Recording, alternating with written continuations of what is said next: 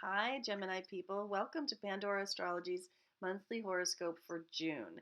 This horoscope will work especially well for you if you have Gemini rising, but even if you have Gemini sun, it's still worth checking out this video. And it's a great idea to know what your rising sign is and to look up the horoscope for that.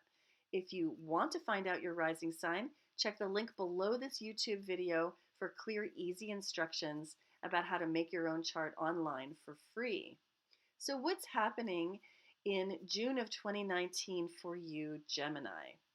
Well, I want to talk about actually some of the deeper, almost more hidden long-term things that are going on. Because there's some rather heavy stuff that's been going on already for a while and isn't quite done with you yet, Gemini. Particularly, Saturn and Pluto are meeting up in your eighth house of shared finances, intimacy, and trust. Saturn brings hard lessons to say, who do you trust? How do you trust them? Why do you trust them?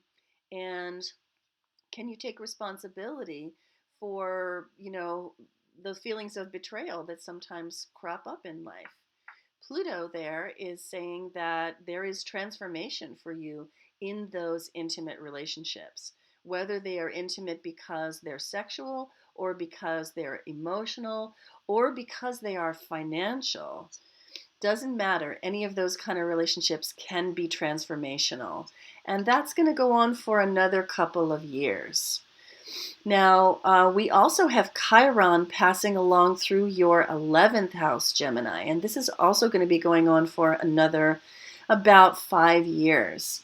And this suggests that there is much healing work to be done in your friendships, in your networks, in your communities. So be kind, be assertive. It is moving along through Aries, but also be kind. Another great piece of news that's a bit long term is that Jupiter is passing along through your 7th house of relationship.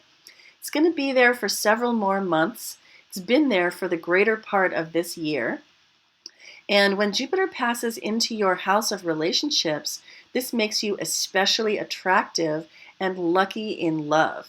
So if you are looking for that special someone, this is the year to engage the search because you are more charismatic than usual. And I think, Natha, you've got some things to say about relationship for Gemini this month, don't you? Yeah, and this is more immediate.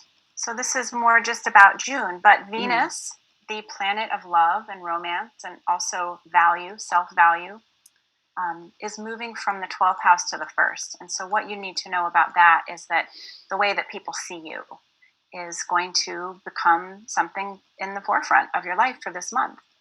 And it will show up in relationships as well, because the new moon is in Gemini in your first house, and the full moon is in Sagittarius in your 7th house. And so there's going to be this need for you to bring into balance the way that you show up as you and the way that you show up in your relationships. And I'll tell you that the key really is going to come down to communicating about your wants and your needs and what you see, and also listening to your partner and partnering with them. This is not just about them or you. It's about both of you together. And that can really mean any kind of partnership. It doesn't have to mean an intimate partnership. Kind of take the broad perspective and look at your relationships and look at communicating really well this month.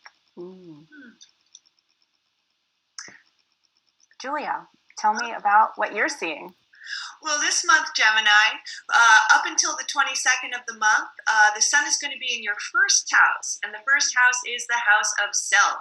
So you're going to be really focused on numero uno, and may even really identify with the image that you project out to other people this month, which means that you might be a little bit more subjective. You might be a little bit more wrapped up in yourself than usual. So listen to feedback if that's rubbing others the wrong way at all. And then also for this month, Mars in Cancer is going to stay in your 2nd house. And that's the house of money, house of possessions. It's also the house of security, because money is really just, it's a symbol for security because it's what gives us what we need to sustain ourselves. So throughout the month, you're going to be very, very focused on your own personal security, whether that's reducing debts or whether that's finding ways to earn more income, of course. But some of the challenges of having Mars in the second house, because it's such a fiery, feisty, and sometimes angry planet, is having some disputes over money, perhaps with others in your own household or even at work as well. Jamie? Well, I think that's everything we've got for you today, Gemini. Thanks for watching. Look for our July horoscope next month, and we'll see you around the cosmos. Bye. Bye, guys.